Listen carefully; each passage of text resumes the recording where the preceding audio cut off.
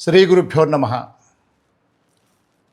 చూస్తున్నాం కదా, ఒక అందమైన కుటుంబం.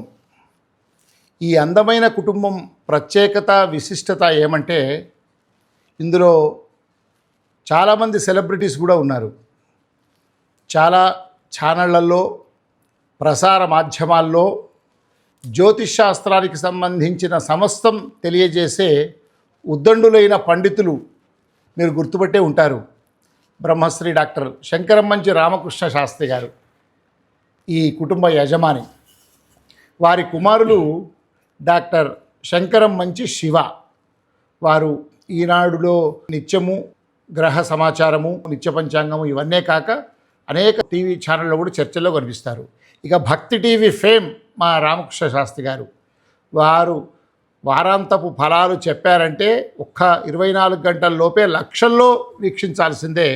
అంతేకాక భక్తి టీవీ కాక ఇంకా అనేక ఛానళ్లలో జ్యోతిషానికి సంబంధించి, పంచాంగాలకు సంబంధించి విశేషమైనటువంటి సమాచారము, ఇంకా ఆధ్యాత్మిక ధార్మిక సంబంధమైనటువంటి ఎన్నో చర్చల్లో కూడా వారు కనిపిస్తూ ఉంటారు. ఇకపోతే వారి కుమార్తె డాక్టర్ శంకరమంచి లక్ష్మీశ్రీ, శంకరమంచి మైత్రేయి శ్రీమతి మా శివగారి ధర్మపత్ని. ఇకపోతే మా శంకరమంచి రామకృష్ణ శాస్త్రి గారి ధర్మపత్ని డాక్టర్ శంకరమంచి సావిత్రి. చూస్తున్నారు కదా, doctor Shankaramanchi Ramakrishna Shastri, doctor Shankaramanchi Sivakumara Sarma, doctor Shankaramanchi Savitri గారు, అదేవిధంగా డాక్టర్ శంకరమంచి లక్ష్మీశ్రీ కుమార్తె, డాక్టర్ శంకరమంచి మైత్రేయి. త్వరలో ఈమె కూడా డాక్టరేటు చేసే అవకాశాలు మెండుగా ఉన్నాయి. ఇది ఈ కుటుంబం యొక్క ప్రత్యేకత. ఒక కుటుంబంలో భార్య, భర్త, కుమారుడు, కుమార్తె, నలుగురు జ్యోతిష శాస్త్రంలో ప్రావీణ్యం సంపాదించడమే కాదు, నలుగురు పిహెచ్డి పట్టాలు పొందడం ఈ కుటుంబం ప్రత్యేకత. బహుశా ప్రపంచంలో ఏ కుటుంబంలోనైనా నలుగురు డాక్టరేట్ పట్టా పొందారో నాకు మాత్రం తెలియదు. మొదట శంకరమంచి రామకృష్ణ శాస్త్రి గారి గురించి చెబితే, వీరు 1 కాదు 2 కాదు 3 బంగారు పతకాలు పొందారు. ఆ మూడిట్లలో వారి ప్రత్యేకత సూర్య సిద్ధాంతం. డాక్టర్ శంకరమంచి రామకృష్ణ శాస్త్రి గారు సూర్య సిద్ధాంతంలో లోతైన అధ్యయనం చేసి అనేక గ్రంథాలు రాసి విశ్వవిద్యాలయాల్లో జ్యోతిష్యం అధ్యయనం చేసే విద్యార్థులకు సూర్య సిద్ధాంతం పాఠాలు చెప్పడమే కాదు, వివిధ సామాజిక మాధ్యమాల ద్వారా, అదేవిధంగా ఆన్లైన్ ద్వారా వారు సూర్య సిద్ధాంతం పట్ల అనేకమైనటువంటి ప్రాచుర్యంలోకి తెస్తూ ఉన్నారు. అంతేకాదు, ఈ సూర్య సిద్ధాంతం మీద వీరు చేసిన పరిశోధకు గాను దక్షిణాంనాయ శృంగేరి శారదాపీఠాధీశ్వరులు మెచ్చి అనుగ్రహించి అవ్యాజమైన వాత్సల్యంతో వారికి జ్యోతిర్విద్వాంసులుగా, శృంగేరి ఆస్థాన జ్యోతిర్విద్వాంసులుగా పట్టాను కూడా ఇచ్చారు. అది విశేషం డాక్టర్ శంకరమంచి రామకృష్ణ శాస్త్రి గారు. వారు ఉన్నత పదవీ రాజయోగం అనే అంశం మీద మరొక పిహెచ్డి, అయనాంశ శంకరమంచి అనే అంశం మీద, ఇక మూడోది స్కందత్రయాత్మకం జ్యోతిషం.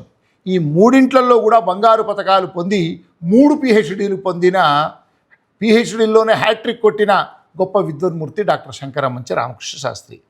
ఇకపోతే అమ్మగారు, వీరు లేనిదే వీరందరి విజయాలు లేవు.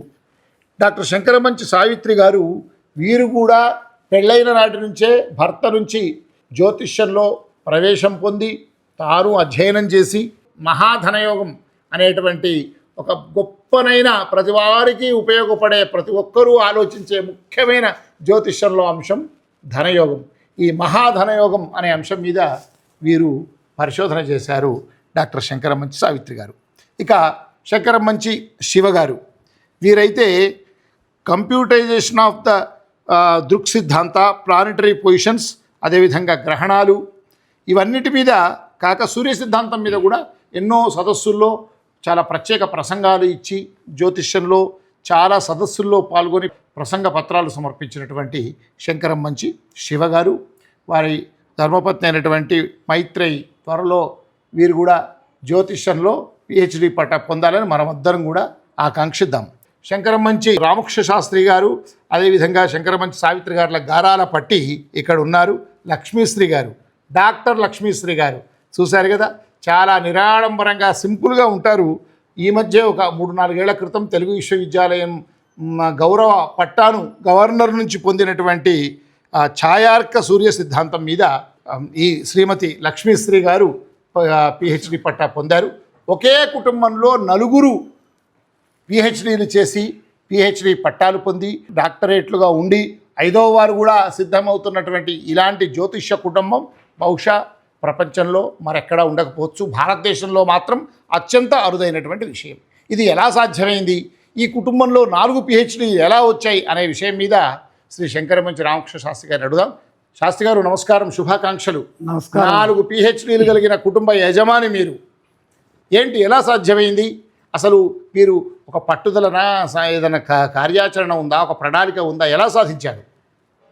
ప్రధానంగా దైవానుగ్రహం అండి. ముఖ్యంగా చిక్కడపల్లిలో నేను నా జీవనం ప్రారంభమైనప్పుడు అందరూ వచ్చి జ్యోతిషాన్ని చెప్పించుకోవడానికి నా దగ్గరకు సంప్రదిస్తున్న సందర్భంలో ఈ శాస్త్రాన్ని చదవాలి, దీంట్లో ఉన్న లోతులు తెలుసుకోవాలి, ఈ శాస్త్రంలో ఉన్నటువంటి గొప్పతనాన్ని తెలుసుకోవాలనే కోరికతో పట్టుదలతో 1990లో నా జీవనం ప్రారంభమైంది. 94 నుంచి చదువుకోవడం ప్రారంభమైంది. ఆనాటి నుంచి చాలా సంవత్సరాలు ఇంచుమించు ఇంకా నా విద్య కొనసాగుతూనే ఉంది. సహజంగా మాది ఈ పౌరోహిత్య కుటుంబము, అలాగే దేవాలయ సంబంధమైనటువంటి అర్చకత్వము ఇవన్నీ ఉన్నటువంటి శంకరమంచి శ్రీవత్స గోత్రం. అందులో మా నాన్నగారు జ్యోతిష పండితులు, మా తాతగారు జ్యోతిష పండితులు, మా నాన్నగారు శంకరమంచి సుబ్బారావు గారు, సుబ్బరామ శాస్త్రి అంటారు. మా తాతగారి పేరు కూడా శంకరమంచి సుబ్బరామయ్య శాస్త్రి గారు. అలాగే మా ముత్తాత గారు అప్పయ్య శాస్త్రి గారు. వీళ్ళందరూ 7 తరాల నుంచి ఇట్లా ఉంటూ ఉన్నా మాకు 3 తరాల నుంచే తెలుసు. ఈ జ్యోతిష కుటుంబంలో ఉండటం వల్ల వారి యొక్క ఆశీర్వచనంతో నేను ఇంట్లోనే జ్యోతిషం నేర్చుకోవడం, నాన్నగారి దగ్గర విద్యాభ్యాసం ఇవన్నీ పూర్తి చేసుకోవడం, అక్కడి నుంచి ఈ బాపట్లలో మళ్ళీ వేద పాఠశాలలో వైదిక స్మార్తాన్ని కృష్ణభట్ల సత్యనారాయణ ఘనపాటి గారి దగ్గర చదువుకోవటం, అటు పిమ్మట హైదరాబాద్ వచ్చిన తర్వాత వివాహం అయిన తర్వాత సహజంగా జ్యోతిష్ శాస్త్రాన్ని అధ్యయనం చేస్తున్న క్రమంలో యూనివర్సిటీలో నాకు చదువుకునే అవకాశం వచ్చింది. ఎంఏ చదువుకున్నాను అక్కడే, జ్యోతిష్ శాస్త్రంలో ఎంఏ చదివాను. దాని తర్వాత అక్కడే పాఠాలు చెబుతూ అక్కడే ఇంకా మిగిలినటువంటి ఎంఏ తెలుగు, ఎంఏ సంస్కృతం కూడా చదివి అక్కడే పిహెచ్డి చేశాను. ఉన్నత పదవి రాజయోగం. నేను చేసినటువంటి మొట్టమొదటి పిహెచ్డి ఉన్నత పదవి రాజయోగం. అమెరికా అధ్యక్షులు, భారత రాష్ట్రపతులు, భారత ప్రధానమంత్రులు, ముఖ్య నాయకులు వాళ్ళ యొక్క జాతక విశ్లేషణ.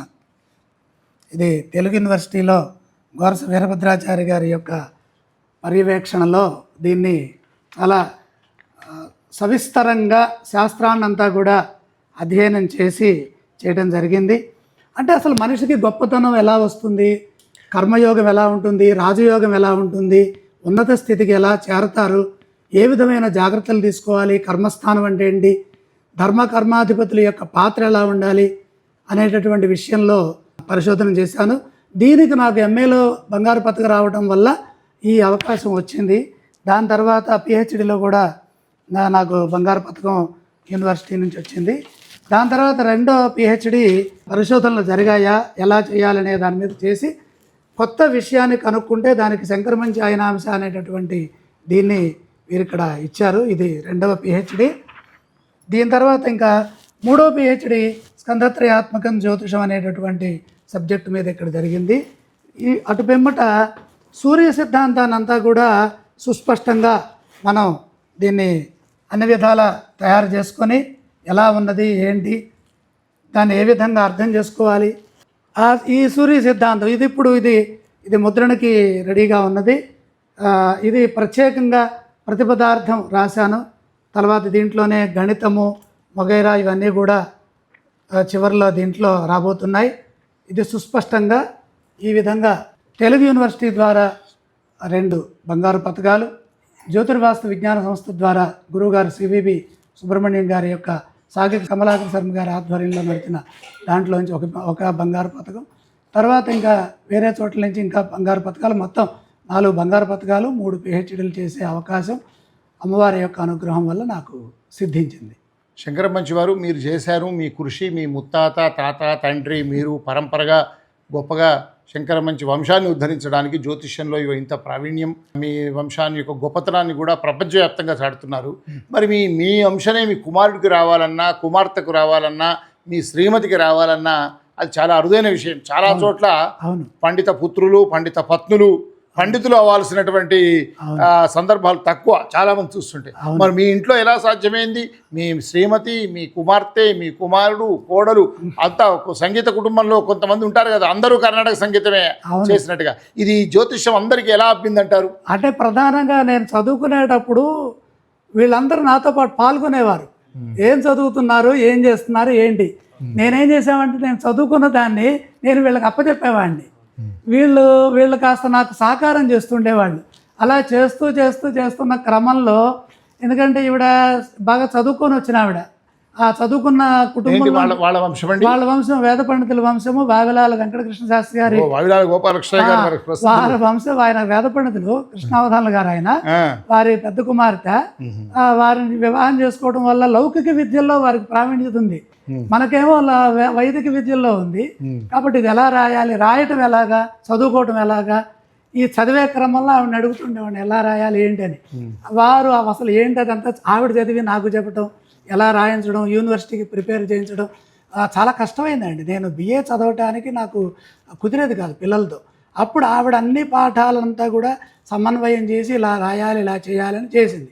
అటుపెంబట వారికి ఆ విధంగా కొంత నేను వల్లెలు వేయటం చేయటం ఇదంతా కూడా సహజంగా వచ్చింది ఆవిడకి. ఇక కుమార్తె దగ్గరికి వచ్చేసరికల్లా నాకు గణితంలో అంత సామర్థ్యం లేకపోయింది. వీళ్ళు ఈ ఐఐటి బ్యాక్గ్రౌండ్, తర్వాత వీళ్ళు చదువుకున్న ఆధునిక విద్యలు బాగా చదువుకోవటం వల్ల, బీటెక్లు ఎంటెక్లు చేయడం వల్ల ఏంటంటే వీళ్ళు ఇంటర్మీడియట్ దగ్గర నుంచి సిద్ధాంత పుస్తకాలని తర్జుమాలు చేయటాలు, ఆ ఇంగ్లీష్లో ఉన్నవి, ఇంగ్లీష్ నాకు భాషలో లోపం ఉంది, దానంతా సరిచేయటాలు, నాకు వచ్చిన సంస్కృతాన్ని వాళ్ళకి చెప్పటం, ఇలా చేస్తూ వస్తూ ఉండగా అలా సిద్ధాంతపరంగా, గణితపరంగా పిల్లల యొక్క సహకారం తీసుకోవాల్సి వచ్చింది.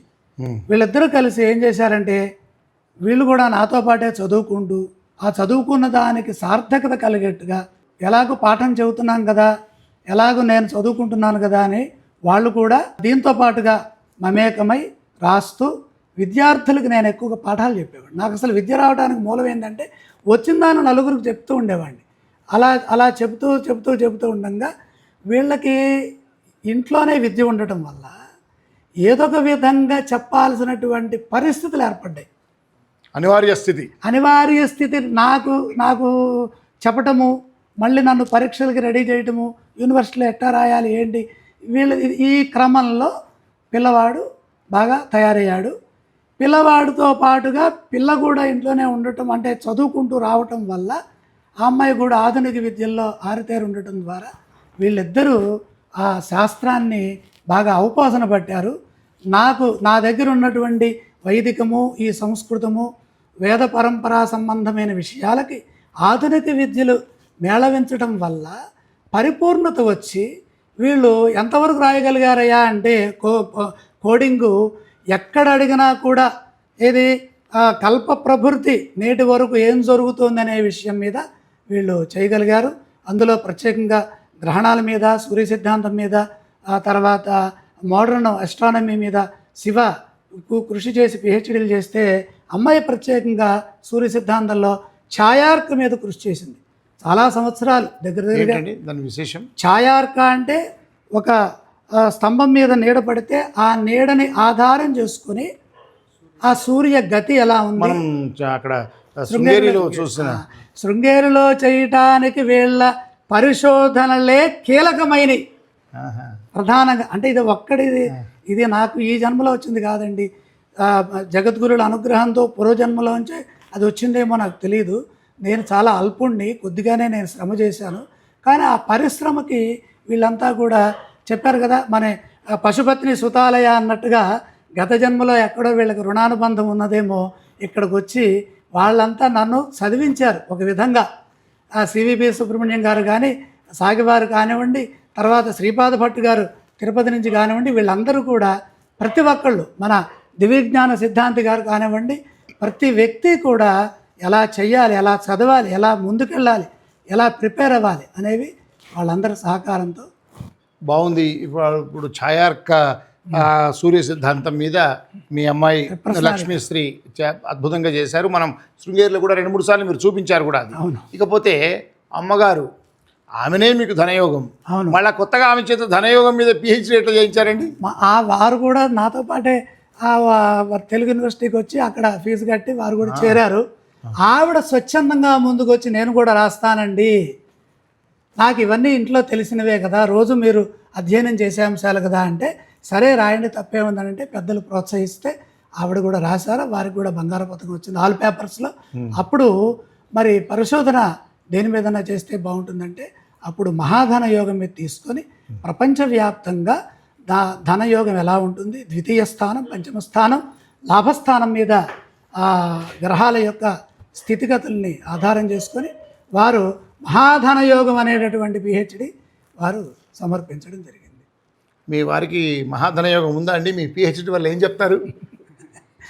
ఈయన ఇచ్చిన ప్రోత్సాహం, సహాయ సహకారాలతోనే నేను ఇంత చదువుకొని నలుగురిలో ఈ పేరు తెచ్చుకోవడానికి అవకాశం కలిగింది.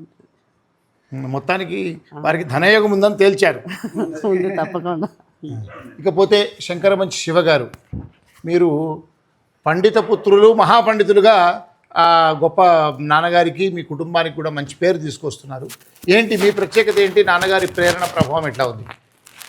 ముందుగా జగద్గురువుల పాదపద్మాలకు సాష్టాంగ ప్రణామాలు అర్పిస్తూ, అలాగే నాన్నగారి పాదపద్మాలకు, మాతాపితృలకు నమస్కరిస్తూ, అసలు నాన్నగారి కడుపున పుట్టడమే ఒక పూర్వపుణ్యంగా, ఒక అదృష్టంగా నేను భావిస్తూ ఉంటాను. ఎందుకంటే చిన్నతనం నుంచే అంటే నేను లౌకికంగా అంటే బీటెక్, ఎంటెక్ చేసినప్పటికీ ఇందాక నాన్నగారు చెప్పినట్టుగా ఆయన ఎంఏ చేస్తున్న సమయంలో మాకు పాఠాలు ఏ విధంగా చెప్పేవారంటే, అంటే చిన్నతనంలో శ్లోకాలు అవన్నీ చెప్పి సంస్కృతం అంతా చెప్తే అర్థమయ్యేది కాదు. అంటే మేము ఇంగ్లీష్ సైడ్ ఉన్నాం కాబట్టి ఆయన ప్రతిదీ పాట రూపంలో కన్వర్ట్ చేసేవారు.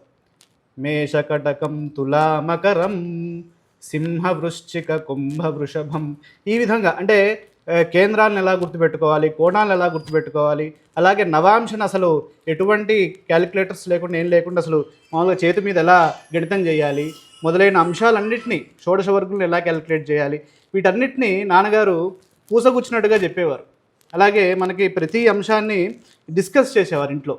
ఆ డిస్కషన్స్లో మాకేమయ్యేదంటే అది లోతైన డిస్కషన్స్ అనమాట. ఇప్పుడు ఫర్ సపోజ్ క్షయమాసం కనుక తీసుకున్నట్లయితే, క్షయమాసము 2028-29లో కీలకనామ సంవత్సరంలో రాబోతోంది అని ఎలా నిర్ధారించాలి అనే అంశాన్ని కనుక తీసుకుంటే, మీ నాన్నగారు చేసినటువంటి పరిశోధన ఎలాంటిదంటే, అసలు మనకి కల్పారంభంలో క్షయమాసం ఎప్పుడు వచ్చింది, అసలు సృష్టి ఆరంభంలో క్షయమాసం ఎప్పుడు వచ్చింది, అలాగే ఒక మహాయుగంలో ఎన్ని క్షయమాసాలు ఉంటాయి, అదేవిధంగా ప్రస్తుతం మనకి నియర్ బై ఎప్పుడు వచ్చింది, వాటన్నిటిని కంపేర్ చేస్తూ ఎస్ ఇప్పుడు ఫ్యూచర్లో ఇది రాబోతోంది కాబట్టి దాన్ని కన్ఫర్మేషన్గా అక్కడ ఇవ్వడం జరుగుతుంది. అలాగే భవిష్యత్తు అంటే ఫార్వర్డ్ ఇయర్స్లో కూడా మనకి 1,000,000 సంవత్సరాల తర్వాత క్షయమాసం ఎప్పుడు వస్తుంది, అంటే ఇటువంటి పరిశోధన చేయడం ద్వారాగా మాకు ఆయన లభించడమే గొప్ప భగవంతుడు ఇచ్చినటువంటి ప్రసాదము. అదేవిధంగా నేను 2 PhDs చేశాను ఇందులో ప్రధానంగా గ్రహణాలు. ఈ గ్రహణాల PhDలో విశేషం ఏంటంటే నాసా సైట్లో కూడా లేనటువంటి అంశాలు, అంటే మనకి 5,000 సంవత్సరాల తర్వాత గ్రహణాలు ఎప్పుడు వస్తాయనేది నాసా సైట్లో లేదు, కానీ ఈ PhD థీసిస్లో ఇవ్వడం జరిగింది. అలాగే దాని గణిత విధానం అంతా ఇవ్వడం జరిగింది. అలాగే సూర్య సిద్ధాంతానికి దృక్కుకి అంటే మోడర్న్ ఆస్ట్రానమీలో ఉన్నటువంటి ఆ ఫార్ములాస్ ఎక్కడ వేరీ అవుతున్నాయి, అంటే ఎక్కడ మనకి తేడా వస్తుంది, సూర్య సిద్ధాంతం ద్వారా గ్రహణం చేస్తే ఒక 20 నిమిషాలు తేడా వస్తుంది, అది దేనివల్ల వస్తుంది ఏమిటి అనేది ఇక్కడ పూర్తిగా సుస్పష్టంగా ప్రతిదీ రాయడం జరిగింది. దీన్ని థీసిస్గా సమర్పించి అలాగే స్వామివారికి కూడా దీన్ని సమర్పించడం జరిగింది, శృంగేరి స్వామివారికి. అలాగే 2వ PhD వచ్చేసి గ్రహగణితం. అంటే ఎఫిమెరీస్ అనేది మనకి ప్రధానమైనటువంటి అంశం. అంటే ఏదైనా ఒక జాతక చక్రం వేయాలి అంటే మనకి ఏదో పంచాంగం పెట్టుకోనో లేదా ఎఫిమెరీస్ పెట్టుకోనో, ఎఫిమెరీస్ అంటే ఆల్రెడీ ప్రీ కుక్డ్ ఫుడ్ లాంటిది, అంటే ఆల్రెడీ గణితం అనేది చేసేసి ఇస్తారు వాళ్ళ టేబుల్స్ రూపంలో. ఆ టేబుల్స్ని ఆధారం చేసుకొని మనం ఆ చక్రాన్ని వేయాలి. అసలు ఆ టేబుల్స్ ఎలా తయారవుతాయి అనేది అసలు అప్పట్లో నాన్నగారు మమ్మల్ని అడిగేవారు. అంటే మాకు అసలు ఈ దీంట్లో అసలు ప్రవేశమే లేదు ఈ ఆస్ట్రానమీలో. అప్పుడు ఏం చేశారంటే నాన్నగారు ఉస్మానియా యూనివర్సిటీ వల్లభ్ గారి దగ్గరికి పంపించారు. అంటే ఆయన మనకి క్యాలెండర్ కమిటీలో ఆయన ఒక మెంబరు. ఆయన దగ్గరికి పంపించిన తర్వాత ఆయన అంత సామాన్యంగా తీసుకోలే. అంటే నేను బీటెక్ సైడ్లో ఉన్నాను కాబట్టి నాకు ఎలిజిబిలిటీ లేదు, ఎందుకంటే అది ఆస్ట్రానమీ డిపార్ట్మెంట్లో అది వేరే అంశాన్ని చేయాలి ఆ ఎలిజిబిలిటీ కోసము. కాబట్టి బీఎస్సీ ఆస్ట్రానమీ, ఆ బీఎస్సీ లేదు కాబట్టి నీకు ఎలిజిబిలిటీ లేదు, కానీ నీకు ఆ అంశాలని ఏ విధంగా క్యాలిక్యులేట్ చేయాలో చెప్తాను, ఈ విధమైనటువంటి ఇది చెప్తే మీకు ఒక టెస్ట్ ఇస్తాను, ఆ టెస్ట్ చేస్తే మీకు ఆ సూత్రాలన్నీ ఇస్తానన్నారు. అది ఆయన కొన్ని ప్రశ్నలు ఇచ్చారు. బయట కూర్చొని నేను ఆ ప్రశ్నలకి సమాధానాలు రాసుకొని లోపలికి వెళ్తే okay you are eligible to know this subject అని ఆయన పూర్తిగా ప్రసాదించారు ఆ సబ్జెక్ట్ని. అక్కడ వల్లభ్ గారి దగ్గర మోడర్న్ ఆస్ట్రానమీ విషయాలన్నీ అక్కడ నేర్చుకోవడం జరిగింది. అదేవిధంగా సూర్య సిద్ధాంతాన్ని, ఇక సూర్య సిద్ధాంతాన్ని నాన్నగారి దగ్గరే ప్రతి శ్లోకము, అంటే శ్లోకం సంస్కృతంలో ఉంటుంది, దాన్ని గణిత రూపంలోకి మార్చాలి. అంటే ప్రతిదీ డీకోడ్ చేయాలి. ఆ సంస్కృతం ఇప్పుడు క్షుగ్రు అనేటటువంటి అంశము ఏదైతే ఉందో, ఆ పదం ఏదైతే ఉందో అందులో ఒక సంఖ్య ఇమిడీకృతమైంది. ఆ సంఖ్య ఏమిటి?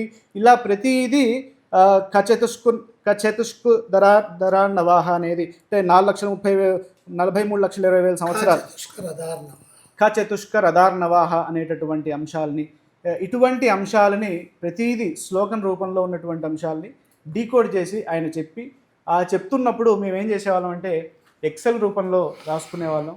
ఆ ఎక్సెల్ రూపంలో రాసుకొని దాన్ని పంచాంగ రూపంలో కన్వర్ట్ చేయగా మాకేమర్థమైందంటే దీన్ని ఎన్ని సంవత్సరాలకైనా, అంటే 10,000 సంవత్సరాలకి, 1,00,000 సంవత్సరాలు కాదు, 1,00,00,000 సంవత్సరాలకైనా మనం ఆ పంచాంగ గణితాన్ని చేయగలము ఈ సూర్య సిద్ధాంతం ద్వారా అనేది అప్పుడు అర్థమైంది.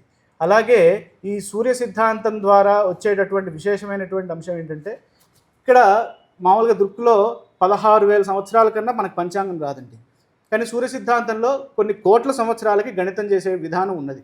కాబట్టి ఆ విషయాన్ని సూర్య సిద్ధాంతంలో తెలుసుకున్నాం. అదే అంశాన్ని శృంగేరిలో స్వామివారు అనుగ్రహించారు. ఇక అప్పటి నుంచి సూర్య సిద్ధాంత పంచాంగాన్ని వేయడం జరుగుతోంది. ఆ విధంగా నేను నాన్నగారి దగ్గర నుంచి అలాగే గురువుల దగ్గర నుంచి నేర్చుకొని ఇప్పటి వరకు ఈ ఫీల్డ్లో, ఈ జ్యోతిష ఫీల్డ్లో కొనసాగుతున్నాను. ఇది డాక్టర్ శంకరమంచి రామకృష్ణ శాస్త్రి గారి యొక్క జ్యోతిష్య కుటుంబం యొక్క విశిష్టత, వైదుష్యం. వారు రామకృష్ణ శాస్త్రి గారు 3 PhDలు, 4 బంగారు పతకాలు, అదేవిధంగా వారి కుమారుడు 2 PhDలు, 2 బంగారు పతకాలు, వారి శ్రీమతి 1 PhD, కుమార్తె 1 PhD, ఇట్లా కుటుంబం అంతా కూడా PhDలు అయి ఒక కోడలు మిగిలింది. ఆ కోడలు కూడా త్వరలో PhDకి సంసిద్ధమవుతోంది. ఇలా అందమైన జ్యోతిష్య కుటుంబం మన తెలుగు వారందరికీ కూడా సుపరిచితమైన, ఎంతో ప్రజ్ఞ కలిగినటువంటి ఈ అందమైన కుటుంబం అందరికీ మార్గదర్శనం కావాలని, ప్రధానంగా సనాతన ధర్మంలో అంటే వేదాల్లో వేదాంగం జ్యోతిష్యం, అలాంటి జ్యోతిష్యంని వీరు ఆమూలాగ్రం అధ్యయనం చేస్తూ వారు ఎంతో పేరు ప్రఖ్యాతులను సంపాదిస్తూ ఉన్నారు. ప్రధానంగా వారి కుమార్తె అయినటువంటి లక్ష్మీశ్రీ అమ్మ, మీ PhD గురించి 1-2 మాటలు చెప్పండి అమ్మా. నమస్కారం అండి. నా ఎడ్యుకేషనల్ బ్యాక్గ్రౌండ్ బీటెక్ చేశాను, ఎలక్ట్రానిక్స్ అండ్ కమ్యూనికేషన్లో బీటెక్ చేశాను. Electronics and communication. అవునండి. మా ఇంట్లో వాతావరణం అంతా జ్యోతిష వాతావరణమే ఉండేది. అంటే ఇంకా ఎప్పుడు చర్చలు జరిగినా, ఏ డిస్కషన్స్ ఉన్నా కూడా ఎప్పుడు సబ్జెక్ట్ మీదే ఉండేవన్నమాట. దాని తర్వాత నాన్నగారు MA ఆస్ట్రాలజీ చెయ్యని నాకు సలహా ఇచ్చారు. గురువు అంటే నాన్నగారి కంటే గురువులు మాకు. గురువు ఆదేశం మేరకు మేము MA ఆస్ట్రాలజీ అది చేయడం జరిగింది. దాని తర్వాత ఆస్ట్రానమీ భాగంలో ఛాయార్క మీద PhD టాపిక్ చేశానండి. ఛాయా అర్క అంటే ఏంటంటే, ఛాయ అంటే షాడో, అర్క అంటే సన్ షాడోని బేస్ చేసుకొని, లెంత్ ఆఫ్ ద షాడోని బేస్ చేసుకొని మన పొజిషన్ ఆఫ్ ది సన్ని మనం క్యాలిక్యులేట్ చేయడం, ఆ విధానాన్నే ఛాయార్క అంటారండి. ఈ టాపిక్ మీద PhD చేయడం జరిగింది 2017 సంవత్సరంలో. నాన్నగారు ఆశీస్సులతో చేయడం జరిగిందండి. చాలా సంతోషమమ్మా. మీరు కూడా మీ ఇంట్లో మీ పిల్లలకు కూడా జ్యోతిష్యంలో మీ నాన్నగారి ద్వారా, మీ ద్వారా కూడా మంచి ప్రావీణ్యం చేయించండి. చెప్పండి అమ్మా. మైత్రేయి మీరు మీ మామగారి ద్వారా, అత్తగారి ద్వారా, మీ శ్రీవారి ద్వారా మీ జ్యోతిష ప్రవేశం ఎలా ఉంది? అంతకంటే ముందు ఒక మాట పరిచయం చేయాలి. చెప్పండి. వీరు శివ ధర్మపత్ని. మా గురువు గారి నాకు జ్యోతిష విద్యని చిన్నతనంలో అవనగడ్డలో నేర్పించినటువంటి కాశీభట్ల కుటుంబ శాస్త్రి గారి ముని మనవరాలు. వారే పిలిచి శివకి ఇచ్చి వివాహం చేశారు. ఆవిడ జ్యోతిష వంశంలో కుటుంబ కాశీభట్ల నాగభూషణ శాస్త్రి గారంటే జ్యోతిషంలో చాలా గొప్ప పండితులు. వారి కుమారులు కాశీభట్ల కుటుంబ శాస్త్రి గారు, అవనిగడ్డ, అగ్రహారము. వారి ముని మనవరాలు మా అమ్మాయి మైత్రి గారు. మైత్రేయి. మీ అత్తవారి నుంచి అంటే మీ ధర్మపత్ని వాళ్ళ నుంచి వైదిక కుటుంబం, ఇటు జ్యోతిష కుటుంబం బడా. అందరికీ నమస్కారం అండి. ముందుగా మా మామయ్య గారికి, మా అత్తయ్య గారికి పాదపద్మాలకు నమస్కారం చేస్తూ, ఇంత సరస్వతి అమ్మవారి అనుగ్రహంతో ఈ ఇంట్లోకి రావడం చాలా ఆనందంగా ఉంది.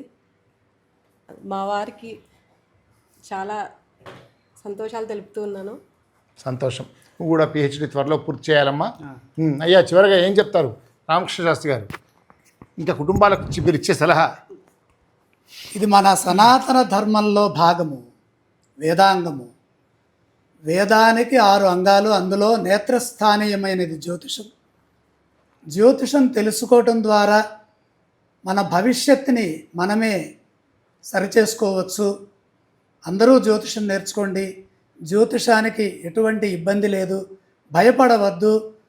దాంట్లో ఉన్నటువంటి ఆ సూక్ష్మాలను తెలుసుకోవటం ద్వారా చిన్న చిన్న పరిహారాల ద్వారా మనం సామాజికంగా ఉన్నత స్థితిని సాధించవచ్చు. ఆ క్రమంలోనే ఇప్పుడు మా దర్శనం అన్నగారు పనిచేసినటువంటి పెద్ద సంస్థ ఈనాడులో నేను వారఫలాలు రాయటం, శివ డైలీ దినఫలాలు రాయటం అంటే జనాలని జాగృతం చేయటం, చైతన్యపరచడం, భయాన్ని తొలగించడం.